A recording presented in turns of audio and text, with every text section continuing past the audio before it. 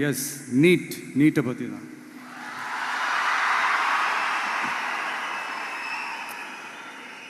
இந்த நீட்டுன்றது பார்த்தீங்கன்னா நம்ம தமிழ்நாட்டில் இருக்கிற மாணவ மாணவிகள், குறிப்பாக கிராமப்புறத்தில் இருக்கிற ஏழை எளிய பிற்படுத்தப்பட்ட, மிகவும் பிற்படுத்தப்பட்ட மற்றும் தாழ்த்தப்பட்ட வகுப்பினை சேர்ந்த இந்த மாணவ மாணவிகள் எல்லாருமே ரொம்பவும் பாதிக்கப்படுறாங்கன்றது தான் ஒரு சத்தியமான ஒரு உண்மை.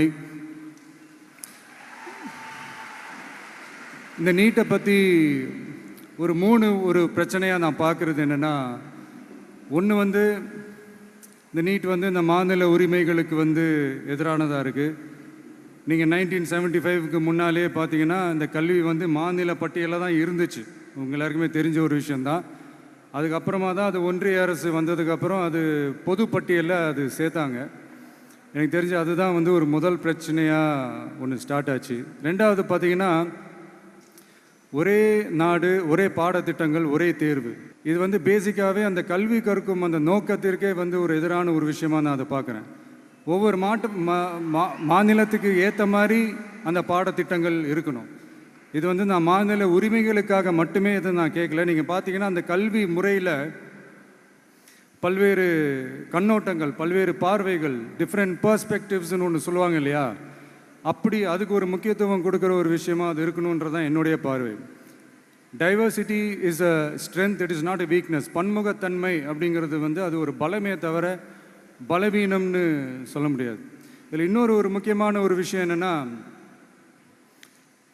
மாநில மொழியில் படிச்சுட்டு, ஸ்டேட் சிலபஸில் படிச்சுட்டு, NCERT சிலபஸில் தேர்வு வச்சா அது எப்படிங்க? அதுவும்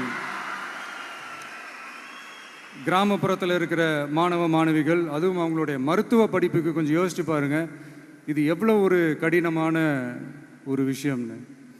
மூணாவது நான் பார்க்குற ஒரு பிரச்சனை என்னென்னா, போன மே மாதம் 5ஆம் தேதி அந்த நீட் எக்ஸாம்லாம் நடந்துச்சு. அதில் சில குளறுபடிகள்லாம் நடந்ததாக நம்ம நிறைய அந்த செய்திகள்லாம் பார்த்தோம், படித்தோம் இல்லையா. அதுக்கப்புறமே என்ன ஆயிடுச்சுன்னு பார்த்தீங்கன்னா, அந்த நீட் தேர்வுக்கு மேலே இருக்கிற அந்த நம்பகத்தன்மையை மக்கள் மத்தியில் சுத்தமாக போயிடுச்சு. இனிமேல் நாடு முழுக்க அந்த நீட் தேர்வே தேவையில்லை அப்படிங்கிறத இந்த செய்திகள் மூலிமா நாம் எல்லாருமே புரிஞ்சுக்கிட்ட ஒரு விஷயம். சரி, இதுக்கு என்ன தான் தீர்வு அப்படின்னா, நீட்டு விலக்கு தான் இதுக்கு உடனடி தீர்வு. நீட்டு ரத்து கோரி தமிழக சட்டமன்றம் கொண்டு வந்திருக்கிற அந்த தீர்மானத்தை நான் மனப்பூர்வமாக வரவேற்கிறேன். ஒருத்தர் இப்ப கட்சி ஆரம்பிச்சுக்கிறார் தெரியுமா? யாரு? என்னோட தான் உங்களுக்கு தெரியும். விஜய், அந்த விஜய் சொல்லிக்கிறாரு. அவர் என்ன பண்ணுவாரோ ஏதோ நினைச்சோம், கரெக்டா அவரும் திராவிட மாடலுக்கு வந்துட்டாரு. நீ என்ன சொல்லியிருக்கிறாரு? நீட்டு தேர்வு கூடாது சொல்லிவிட்டார். அதை மட்டும் சொல்லல, மாநிலங்களுக்கு உரிமை கொடுக்க வேண்டும் அதையும் சொல்லிட்டாரு.